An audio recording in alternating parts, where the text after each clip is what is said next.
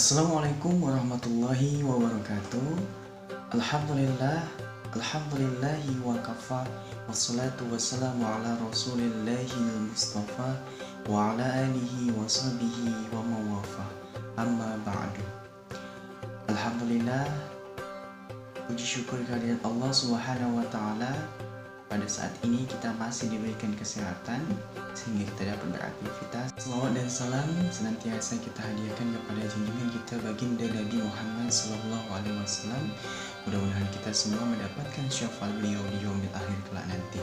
Amin amin ya rabbal alamin. Kesempatan yang mulia ini saya akan menyajikan sebuah topik pada mata kuliah Sejarah Pendidikan Islam di Indonesia untuk memenuhi tugas ujian akhir semester program Magister Pendidikan Islam Pasca Sarjana Universitas Islam Negeri Sumatera Utara. Islam, agama yang merupakan rahmatan lil alamin, membawa berkah dan rahmat bagi seluruh alam semesta beserta segenap isinya. Agama yang mendatangkan kedamaian dan kesejahteraan bagi seluruh umat manusia.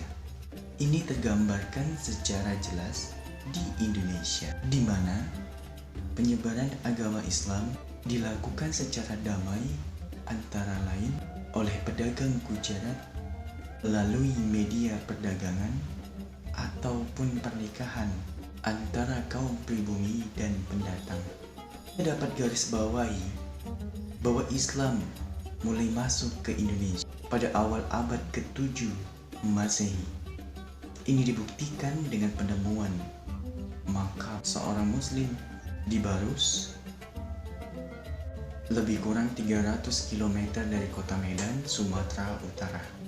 Kemudian mulai terlihat perkembangannya pada abad ke-14 Masehi, ditandai dengan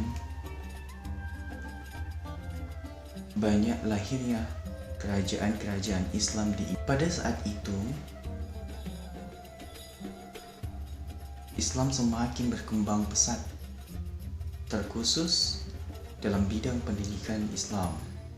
Awalnya, pembelajaran agama Islam hanya dilakukan secara informal di surau-surau. Lama-kelamaan, proses belajar mengajar bahkan dilembagakan dalam bentuk pesantren yang dilengkapi dengan asrama. Jika sekolah itu menyajikan keilmuan, maka pesantren itu menyajikan kehidupan. Pesantren didirikan secara swadaya dan berbasis masyarakat.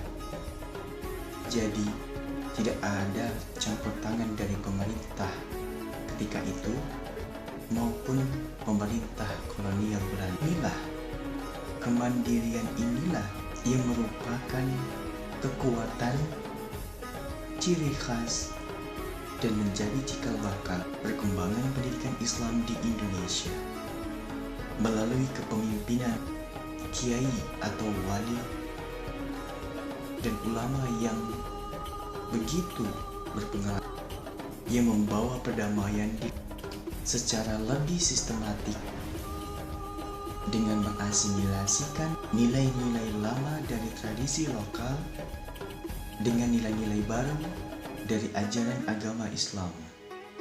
Asimilasi nilai-nilai Islam dan nilai-nilai tradisional lokal yang ada pada masyarakat. Inilah yang menyebabkan Islam mudah diterima dan berkembang pesat di seluruh Jawa maupun pulau-pulau lainnya di Indonesia. Perkembangan selanjutnya dalam pendidikan Islam tercermin pada adopsi sistem pendidikan formal di sekolah yang melahirkan madrasah. Lembaga pendidikan ini sebagai bentuk pendidikan umum dengan ciri khas Islam yang memiliki jenjang mulai dari madrasah ibtidaiyah, madrasah sanawiyah, hingga madrasah aliyah. Menyelenggarakan madrasah yang disetarakan dengan sekolah umum. Berbagai bentuk penguatan pun diberikan untuk meningkatkan kapasitas lembaga dan kualitas pembelajaran santrinya. Salah satunya adalah perumusan program-program prioritas dan pemberian beasiswa bagi santri untuk melanjutkan studi ke perguruan tinggi Islam negeri di seluruh Indonesia. Pentingnya pendidikan Islam tidak luput dari perhatian pemerintah. Tahun 1952, pendidikan agama Islam dimasukkan dalam mata pelajaran pilihan. Pada tahun 1968, pendidikan agama menjadi mata pelajaran wajib dan tolak ukur kelulusan ini semakin ditegaskan melalui peraturan pemerintah nomor 55 tahun 2007 pasal 3. Pada jenjang pendidikan tinggi, pendidikan Islam diselenggarakan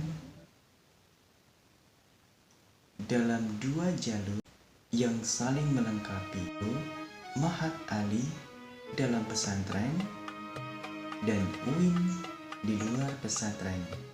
Sementara Ma'had Ali berkonsentrasi pada ilmu keagamaan dan dakwah, sedangkan UIN menggabungkan ilmu umum dan ilmu agama Islam. Perguruan tinggi Islam juga membuktikan kegemilangannya. Berbagai kejuaraan di bidang teknologi, sains, olahraga, dan lain sebagainya diraih dalam skala nasional maupun internasional. Akreditasi pada perguruan tinggi Islam negeri Indonesia juga umumnya memiliki akreditasi A, dibimbing para dosen yang berlatar belakang pendidikan internasional dari Eropa, Amerika, Timur Tengah, Jepang, dan lain sebagainya, yang kaya dengan wawasan dan khazanah keilmuan.